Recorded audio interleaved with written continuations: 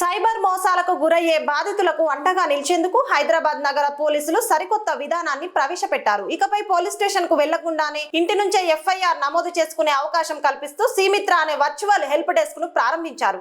ఈ వివరాలను హైదరాబాద్ సిపి వెల్లడించారు. సైబర్ మోసాలకు గురైన బాధితులు ఇకపై పోలీస్ స్టేషన్ల చుట్టూ తిరగాల్సిన అవసరం లేకుండా హైదరాబాద్ నగర పోలీసులు సరికొత్త విధానానికి శ్రీకారం చుట్టారు. బాధితులకు సహాయపడేందుకు రూపొందించిన వర్చువల్ హెల్ప్ డెస్క్ సీమిత్రను ప్రారంభించారు. దేశంలోనే తొలిసారిగా ఈ తరహా సేవలను హైదరాబాద్ పోలీసులు అందుబాటులోకి తీసుకువచ్చారని నగర పోలీస్ కమిషనర్ సజ్జనార్ తెలిపారు. ఆందోళన లేకుండా కృత్రిమ మేధా సహకారంతో పనిచేసే ఈ సీమిత్ర ద్వారా ఇంటి నుంచే సులభంగా ఎఫ్ఐఆర్ నమోదు చేసుకునే అవకాశం ఉంటుందని వెల్లడించారు.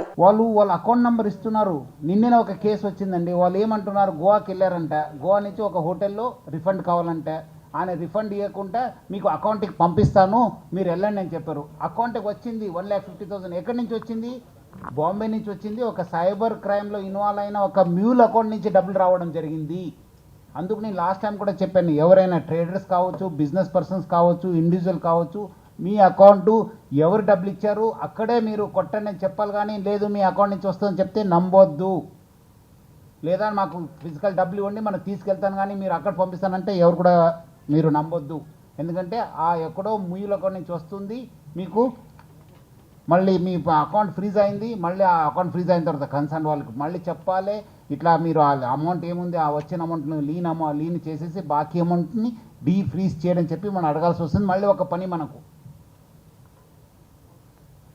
సో మన శ్రీనివాస్ ఆల్రెడీ చాలా క్లియర్గా చెప్పడం జరిగింది. ఇది దేశంలోనే ఇది ఒక ఫస్ట్ ఇనిషియేటివ్.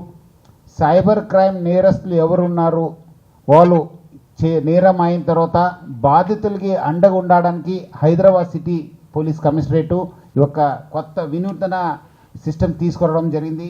ఎందుకంటే రోజుకి సైబర్ క్రైమ్ పెరుగుతుంది. బట్ మనము అది కాకుండా కొత్త ఎమోస్తో కూడా రావడం జరుగుతుంది.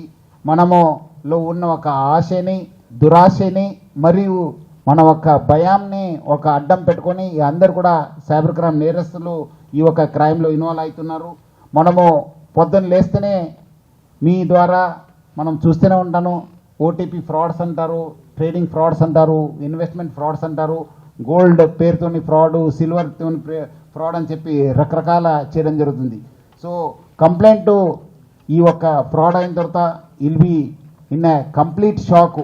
సో ఇమీడియట్లీ నేను ఎవరెవరు అనుకోకుండా తెలియకుండా ఎవరు ఈ యొక్క సైబర్ క్రైమ్లో మనము విక్టిమ్ అయిపోతాం వాళ్ళు ఇమీడియట్లీ ఫస్ట్ చేయాల్సిన పని 1930కి ఫోన్ చేయాలి.